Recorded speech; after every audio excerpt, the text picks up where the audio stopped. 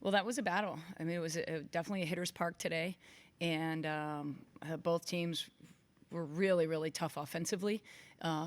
Again, I said it yesterday. I say it today. We did enough to win that ball game, and we've got to be ready to be a little bit better tomorrow.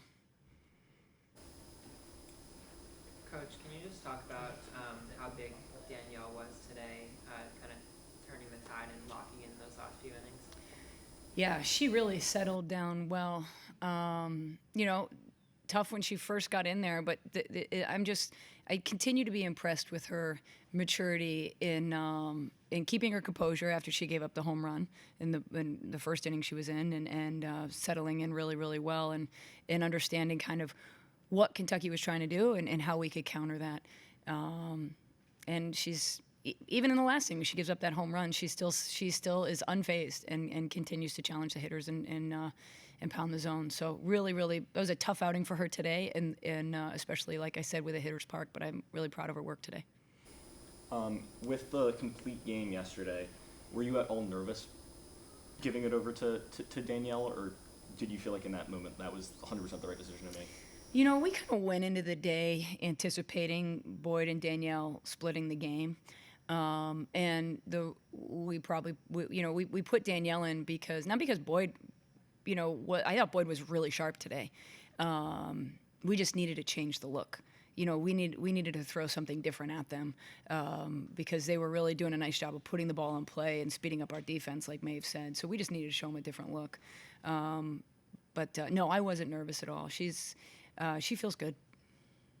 And can you just talk more about how you might use those two going forward? I mean, I know you said you thought Boyd's stuff was good today, but you put Danielle in pretty quick there once the runner got on the second. How do you consider using those two moving forward? I don't think it'll be that different than how we use them in our Big Ten season. Some of our best games were games that they split.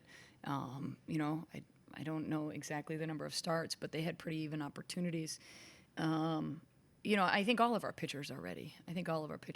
And especially in a tournament like this, the more pitchers you can use just for a spot here or there, it makes a difference.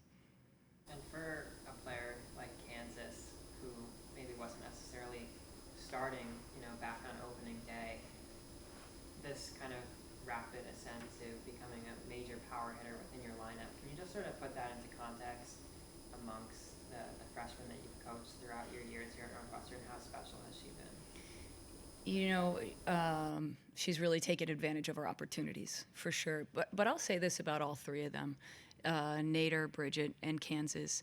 In and out of the lineup early on, but really stayed focused and committed to getting better each day, and did not worry about when they were going to get their chance. They were just simply ready for it. So I'm really proud of their work. I'm proud of how they've been mentored.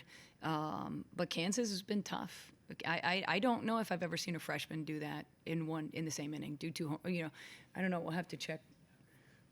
We'll have to look. But it's.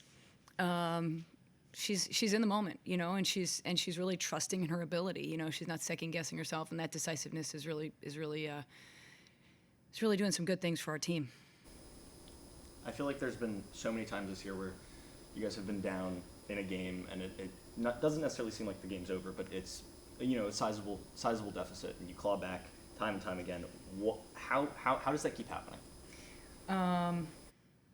Our team understands that if we make a mistake, the worst thing we can do is get frustrated with ourselves or mad at the game, right? So they've been able to really maintain an even approach.